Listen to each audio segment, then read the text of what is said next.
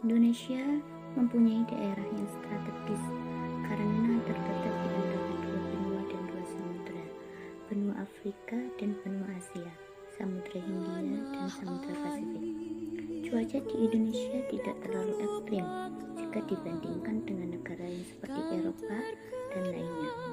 Saya bersyukur hidup di Indonesia, sebab Indonesia hanya memiliki 2 musim, berbeda dengan negara lain yang memiliki 4 musim dalam setahun. Negara Indonesia termasuk negara yang agraris dan maritim, karena negara Indonesia adalah negara kaya akan hasil bumi seperti pertanian, perikanan, dan pertambangan dan lainnya. Selain itu, negara Indonesia terdiri dari pulau-pulau, sehingga banyak pegunungan dan lautan, dan kita bisa menikmati udara segar. Apabila terjadi gunung meletus, akan menjadikan tanah yang subur. Indonesia memiliki beraneka ragam macam budaya, ada istiadat, suku, agama, dan bahasa. Meskipun kita berbeda kepercayaan, masyarakat Indonesia tetap hidup bertoleransi.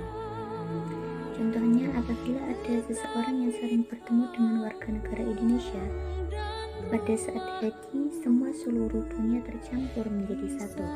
Apabila ada salah satu dari mereka bertemu dengan orang Indonesia, mereka sangat senang karena orang Indonesia sopan, santun, dan mudah bergaul dengan bangsa lain. Saya ingin mengajukan pertanyaan. Yang pertama, bagaimana pendapat Mbah dengan turunnya Bapak Soeharto di dunia politik?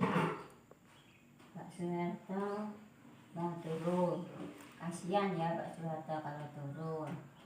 Orangnya baik, bijaksana, bahkan memikirkan rakyat Indonesia, terutama rakyat kecil.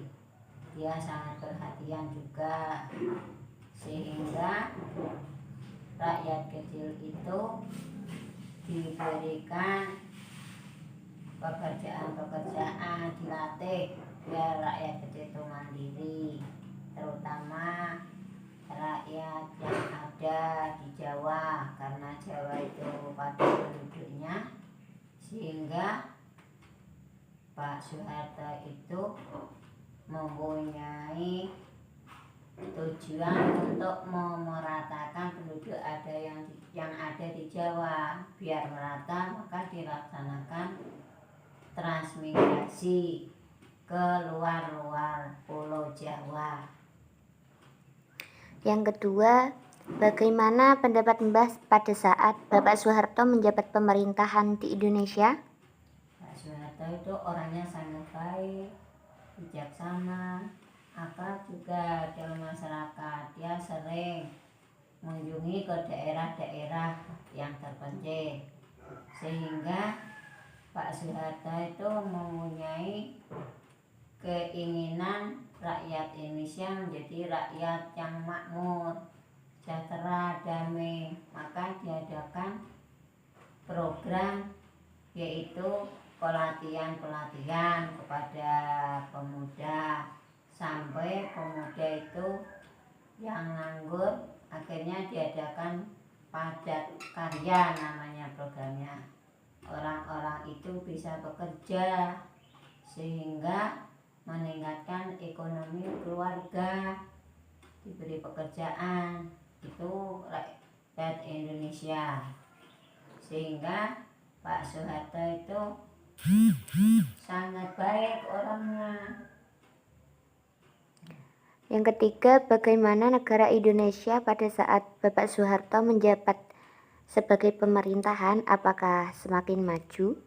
Nah, pada zaman pemerintahan Pak Soeharto itu kan yang disebut Orde Baru, itu malah sangat maju. Negara Indonesia sampai terkenal ke luar negeri, karena yang saat itu Bapak Soeharto sampai dijuluki Bapak Pembangunan. Ya, semua daerah-daerah diadakan pembangunan, sampai masjid-masjid pun itu dibangun, ditransmigrasi. Kemudian mengadakan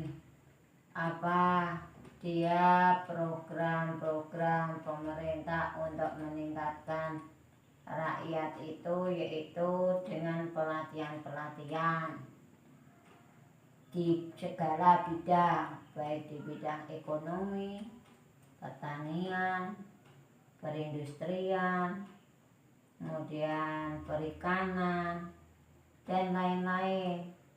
Maka rakyat Indonesia itu setelah pulang dari pelatihan-pelatihan, setelah dapat ilmu, sehingga bisa mandiri, menciptakan lapangan kerja sendiri, tidak menggantungkan perusahaan. Dari ilmu yang diperoleh dalam pelatihan diterapkan sampai di rumahnya.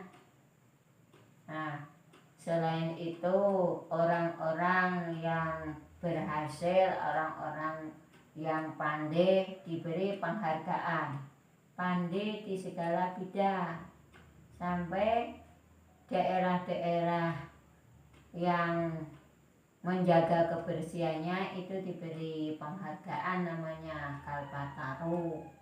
Demikian juga daerah-daerah yang lain itu mengadakan program yang untuk meningkatkan pendidikan itu namanya Inpres. Yang ingat saya itu Instruksi Presiden, yaitu salah satu program pendidikan. Tujuannya untuk meningkatkan supaya rakyat Indonesia itu berpendidikan. Kalau sudah berpendidikan, punya ilmu, maka bisa meningkatkan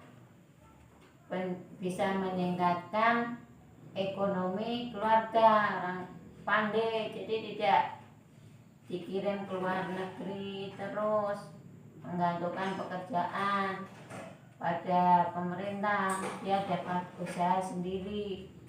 Nah, di bidang ekonomi juga diadakan pelatihan-pelatihan, misalnya yaitu orang yang belum ahli di bidang pertanian dilatih tentang pertanian supaya pertanian itu lebih maju, lebih modern. Kemudian yang di bidang perikanan demikian juga, peternakan. Nah, orang dilatih dengan berbagai bidang peternakan, misalnya bagaimana cara mengembangkan peternakan sapi, peternakan ayam, dan lain-lain, sehingga ekonomi semakin meningkat. Maka setelah meningkat, negara kita akan semakin maju. Karena semakin majunya, sehingga Bapak Soeharto itu dijuluki Bapak Pembangunan. Bahkan negara-negara asing itu kalau ke Indonesia itu merasa damai, karena orangnya terkenal, orang Indonesia itu terkenal ramah. Kemudian selain ramah, dia suka bergaul, jadi senang orang-orang luar yang datang ke Indonesia. Apa jasa Bapak Soeharto kepada bangsa Indonesia? Oh, jasanya banyak sekali. Nah, sampai sekarang itu terutama masyarakat kecil, dengan dipimpinnya Bapak Soeharto, maka orang rakyat kecil itu bisa menyebar ke seluruh pulau yang ada di Indonesia. Nah, setelah merata ke seluruh Indonesia, maka orang-orang itu dapat mengembangkan ilmunya masing-masing. Ada yang mengembangkan di bidang perindustrian, dia mengembangkan home industrinya. Ada yang ahli di bidang perikanan, bahkan dia mengembangkan perikanan di daerah transmigrasi. Begitu juga pertanian. Maka karena negara kita itu disebut negara agraris, sampai kebutuhan bahan pokok itu diperoleh dari negeri sendiri, tidak ada yang mengimpor kayak sekarang. Nah, semuanya tercukupi, baik berasnya, baik gula dan lain-lain dapat dicukupi dari negara sendiri. Demikian juga selain terkena agraris juga terkena negara maritim. Zaman dulu saja pada kerajaan Sriwijaya, bangsa Indonesia sudah terkenal di Nusantara. Nah, karena terkenal di Nusantara, maka bangsa Indonesia itu bisa menguasai sampai Malaysia. Itulah saat itu diikuti jejak Pak Soeharto sekarang.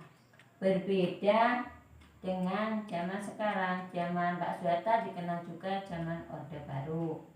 Nah, dengan adanya Orde Baru, maka semua kegiatan, semua keadaan masyarakat semakin maju dan semakin berkembang, tidak seperti sekarang. Apa pesan Mbah untuk anak muda zaman sekarang? Nah, anak muda, kami tengok kalau anak muda sekarang itu malas-malas, nggak seperti dulu, kurang tekun dalam segala bidang, kurang tekun di bidang pekerjaan, juga tekun dalam belajar. Bahkan harus sebaliknya, anak sekarang harus lebih tekun, lebih rajin. Karena kalau tidak tekun dan kurang rajin akan ketinggalan zaman. Nah, apalagi sekarang teknologi canggih, semua pekerjaan menggunakan mesin. Coba kalau anak-anak muda nggak pandai, kan tidak bisa bekerja dengan menggunakan mesin, menggunakan tenaga. Zaman sekarang sudah dikurangi. Bagaimana dia besok tuanya? Dia kan harus bisa memikirkan keadaannya, memikirkan dirinya sendiri, menentukan apa yang harus dia lakukan besok, supaya dia tidak menggantungkan pada orang tuanya. Dia harus mempunyai kemampuan, mempunyai ilmu yang lebih banyak lagi. Nah, maka bahkan dikatakan oleh pepatah, carilah ilmu sampai ke negeri Cina. Itu maksudnya mencari ilmu dari mana saja, sampai kapanpun, tidak pada saat muda saja, sampai tua kita harus mencari ilmu. Itulah anak muda yang seharusnya. Sekian dari saya, Mbak. Apabila ada ucapan saya yang menyinggung, saya minta maaf dan terima kasih sudah membantu saya. Ya, sama-sama, mudah-mudahan kalian itu berhasil dalam pendidikan, Amin. menjadi anak yang berguna bagi bangsa, negara, dan agama.